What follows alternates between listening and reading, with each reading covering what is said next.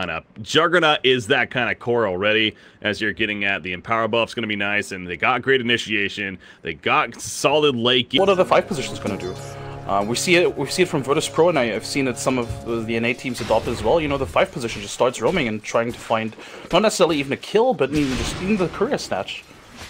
So Nyx Assassin, oh well, the Fissure kind of missed, right? It still blocks him though, and that might be the difference. Yeah. Oh, he tried to get denied right there, but Was a little bit of a start. As you can see, the wave is still pushing in for CCNC. Sure, he'll have to last hit underneath his tower, but he's still going to get a lot of experience and probably still a lot of last hits. So I'm not even sure that harassment was worth it at all. And you can see how Clairvoyant's already heading out of line, knowing that, all right, this wasn't working out. Maybe, well, we'll try something top.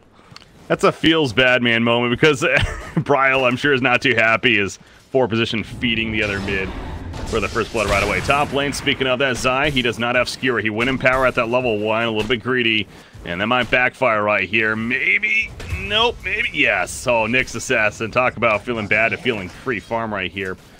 What do you like to see from an offlane Nature's Prophet? He's level 2 right here, obviously he has teleport. Should he be looking to port into places as soon as possible, or should he be sitting in this bottom lane, leeching, getting experience here? For now, probably trying to survive. Yeah, that's not going to happen. Yeah. No, overall, I think just trying to get as much farm as possible. If you can find the... To heal on up. There we go. So the Salve comes out. Nyx Assassin's going to find Earthshaker hanging around still. He throws out another Fissure to hit Bryle. Takes off the last bit of the Salve, but now Misery, he probably overstepped his own boundaries right here. A couple auto attacks, a Death Pulse. It's going to connect, and Nyx Assassin runs him down to secure that kill. So, yeah, Misery, just as we're finished complimenting him, fortunately he goes down right there. A little bit of caster. Just doesn't demand it just yet. It is great synergy with that Fissure of the Earthshaker, so eventually going to be great. CCNC though, middle lane, he's in trouble. Reaper scythe kill. Great collapse here in the middle lane. That's exactly what you need. Farm, and with those drums later on as well, he's going to have a good time. So I'm not surprised that he's doing well. But again, I think if he had gone, oh, is that it? No, he should live, right? Is there a level 6? No, there's a level 6. Spikehead definitely. Oh, nice stun timing though. PPD comes in with a dual breath. Here comes the TP in from the Rubik, and the auto attack from Pycat finishes the job. He chose to throw it on the healing ward, so now he doesn't have mana for an eventual ultimate right here. They're going to take out Earth. There are other offlaners like Magnus in the sense that they kind of need the blink, but they still go for farming items. Oh, Sven, is this a dead Charlie? Sven is in trouble, isn't he? Mask of Madness picked up on him at least, but that's not going to survive. So it's more about the initiation now, it feels like. Where we see this hero. Bottom lane, by the way, Nature's Prophet, he's trying to juke and drive. Also get the turn kill on a Misery. It's not going to happen just yet. The tree's still beating on him. The Enchant Totem comes out. Not going to be enough to stay alive, though, but Pycat will get quick revenge. 1 for 1. But, I mean, you look at the net worth right now. It's leading for Iceberg in the sense, not only a 1k lead for the team, but both Necrophos and Sven, even after that death. I mean, Sven's been essentially free farming outside of that death he just had right there. That took place. So this is looking decent for Iceberg, as yeah, he's just tanking damage, man. It's so deceptive. You think to yourself, oh yeah, sure, he's so low, but no, he's not. And in fact, he might just turn around for a kill here. Super Scythe, there's a kill indeed. Killing spree for Bryle now, and you also saw the insta-heal. For intelligence heroes, you want more stats, you want armor, because a lot of intelligence cores just don't have enough armor, and yeah, Veil of Discord just checks all the marks, and it's just very convenient. It amps up your damage, not significantly, like you said, but it's sufficient to maybe get a kill or 2. Oh, PPD, we see this from Jakiro, split pushing a lane, and could backfire on him. There's that Wrath of Nature coming out. A Nature's Prophet himself, he TP's in. Quick Fissure from Earthshaker, but eventually the Reaper Scythe comes out. Just secure that. Magic damage output. But could even go for a little bit of a greedier build with the Orchid, or just go for a little bit. Oh, go find the Nyx Assassin.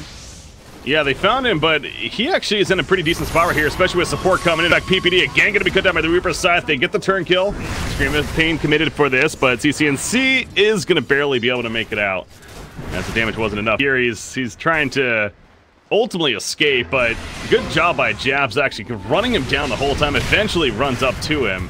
And no Reaper Scythe kill there. Necrophos was out of mana. I do kind of wonder. Rubik steal of the blink, and then they almost always get the Queen of Pain. That's annoying. Oh, Jabs, he finds a couple of friends right here. Steals the Fissure, though, so there comes a Fissure from Earthshaker. Magnus, Magnus with the blink is going to skewer him backwards. Has RP, obviously not going to commit to this, though. Just allows for the easy kill for Pycat, and and it's going to be even better if they find this Juggernaut. Yeah, blink on Earthshaker to go with the Magnus. Mentioned so. Oh yeah, big find on Juggernaut. Meanwhile, is it enough damage for the kill? Sven has the Mask Madness popped.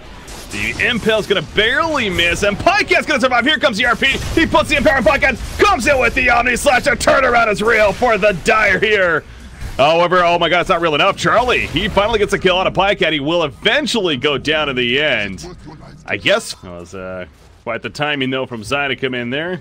Getting a pretty big RP to say the least. PPD. Ooh. Feel like we've seen this before this game.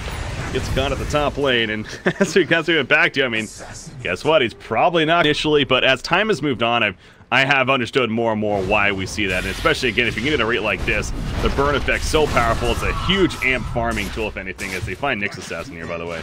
Physically block you. Yeah. So the BKB, he definitely needs it, but it's still gonna feel very awful to just use it. Oh, Clairvoyant skill dies again. That's just very good warding from the Dire side, or from the Radiant side. No. Especially with the build he's going for here. He's going to full-blown Daedalus, and you know he could two-shot almost anyone in this game with that God Strength activated. Next time commit right here. The Macropyre comes down as well, and eventually going to get the kill on Nature's Prophet, and they're going to use the RP to secure the kill on Nyx Assassin to top it off. So around towards the Radiant jungle. Ooh, they run into a couple here. Magnus going on the downhill. Nyx Assassin going to spot them. He spotted himself though because of the sentry.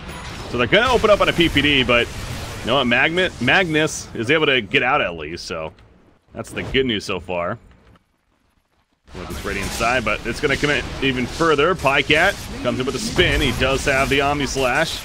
Going to cut down Nyx Assassin though for the time being, and the backline's over here. This is Nature's Prophet TP'd in. Rubik goes down though, and that is just auto attacks. I thought that was an Omni Slash for a second with how much damage it was doing, but oh my god, he tore through him. Double kill. I don't know. It was a weird decision, and they might... I'm not gonna sure they're paying with a tier 3 for this, but at least, you know, Dire is gonna push in. I mean, everything is still up. As far as the Dire side is concerned, your RP, the Echo Slam, they have the double Lincoln Sphere. Initially applied to Pykat right there. He still has his own ready to be activated as well, but they are going to fall back. PPD off to the side is going to get caught. Kind of an awkward spot away from his team. The Juggernaut, you know, he can kite you run a little bit. He can use Omni Slash, of course, as well, so... I don't know, I definitely think he would need the Bloodthorn, but if they find a good initiation, again, this is a Sven, if they find a good initiation, a good fight, his Daedalus can win them that fight as well, so maybe it is going to work out. But Clairvoyance in the meantime, he's just going to die in that fight. Yeah, but once again, I mean, kind of open that chart, that stat line by quite a bit, and that's not one you want to be leading in. Of course, PPD is second with 6 deaths. RP, this is just Rubik, though. Great Yule's coming out to stay alive from Brow right there. The Reaper Scythe also cutting down Magnus, and it will eventually set up the kill. In comes the Echo Slam. The Duke finish off Necrophos. But now Sven, he has that God Strength, the Warcry activated. A tree block on a Jakiro, by the way, in the backlines with a Sprout. But now Nature's Prophet gets locked down by the Enchant Totem, and CCNC does more than enough damage to take him out. Jump back in from 7, going on to the Queen of Pain. That one more auto attack needed, however, he couldn't get it off. The crits were real, but not real enough. He goes down. Nyx Assassin, the sole survivor, and that's because he's here. Yeah, they're gonna force out at least one buyback.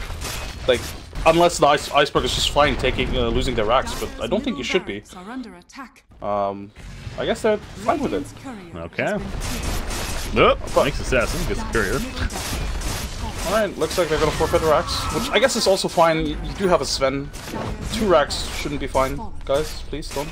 Please buy back. Alright, no, it's fine. I mean, yeah, now it's not worth it anymore. You're not gonna buy back on 20 seconds on the Necrophos. Like, that's what I was gonna say. Now you're in a spot, it's like, do we actually buy back now? We're gonna have 8 seconds left. So it is gonna be 2 racks. I mean, you're right. They could have bought back earlier, and you probably do too much either. So if their initiation doesn't immediately get a kill or 2, and even if it does, their follow-up isn't that strong. Oh, Sven, he might just die here. Speaking of initiation, they find Sven. That was a smoke ink, even a double actually. They used to make sure everyone was in it. And now Magnus, he's hunting for more. Probably going to catch Rubik right here with a skewer.